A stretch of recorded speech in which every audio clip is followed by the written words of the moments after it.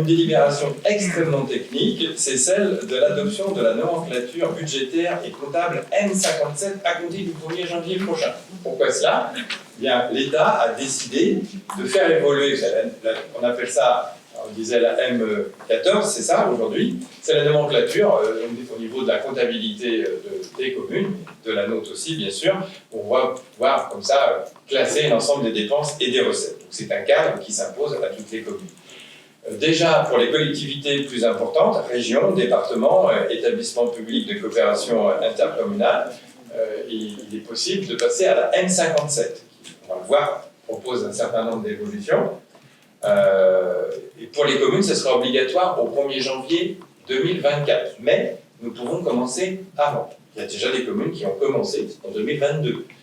Nous n'avions pas commencé, il faut dire que l'année dernière, il y a un peu moins d'un an, en janvier, début de l'année, à la fin, nous avions notre directrice des services fonctionnels qui nous quittait. Donc on a eu un petit flottement, et puis on avait aussi le nouveau logiciel à bien maîtriser, donc ce n'était pas tout à fait le moment pour nous. Là, nous avons aujourd'hui une nouvelle directrice des finances, le logiciel est maintenant installé et maîtrisé, donc on vous propose d'anticiper, de ne pas attendre la dernière année. En plus, il se trouve que la nouvelle directrice que nous avons embauchée, Madame Sureau, nous venir de la commune de Bougnay, son poste précédent, où elle a participé à la mise en place là, de la M57. Donc c'est quelque chose qui lui parle bien et elle est prête à emmener sa petite équipe dans cette nouvelle nomenclature, qui va nécessiter aussi, je crois, une adaptation de notre logiciel. Un petit complément, bien sûr, une évolution, mise à jour du logiciel. Alors, pour en expliquer l'intérêt, attention à ne pas écraser le petit gros chien. Ah, il est parti avec le micro. Aïe, aïe, aïe. Alors, donc quel est l'intérêt en fait de cette M57? Bon, il permet, en matière de gestion pluriannuelle de crédit, donc définition des autorisations de programme, des autorisations d'engagement. Alors, nous aurons à adopter un règlement budgétaire. Mais nous, il n'est pas prêt, les services travaillent dessus en ce moment, et il faudra que nous le fassions au plus tard, au dernier conseil de l'année, en décembre, pour qu'il soit applicable dès le 1er janvier. Voilà, donc ce sera un règlement budgétaire et financier pour la durée du mandat. Avec présentation du bilan de gestion pluriannuelle lors du vote du compte administratif lorsque nous avons des programmes, des autorisations d'engagement pluriannuelles. Alors, en matière de fongibilité des crédits, nous aurons la faculté pour l'organe délibérant de déléguer à l'exécutif la possibilité de procéder à des mouvements de crédit entre chapitres, dans une limite de 7,5 des dépenses réelles de chacune des sections.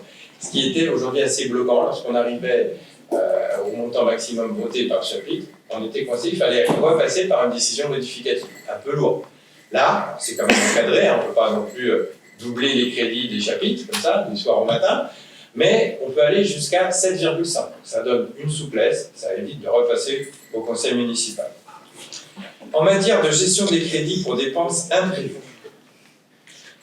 vote par l'organe délibérant d'autorisation de programme et d'autorisation d'engagement de dépenses, mais délimité à 2% des dépenses réelles de chacune des sections.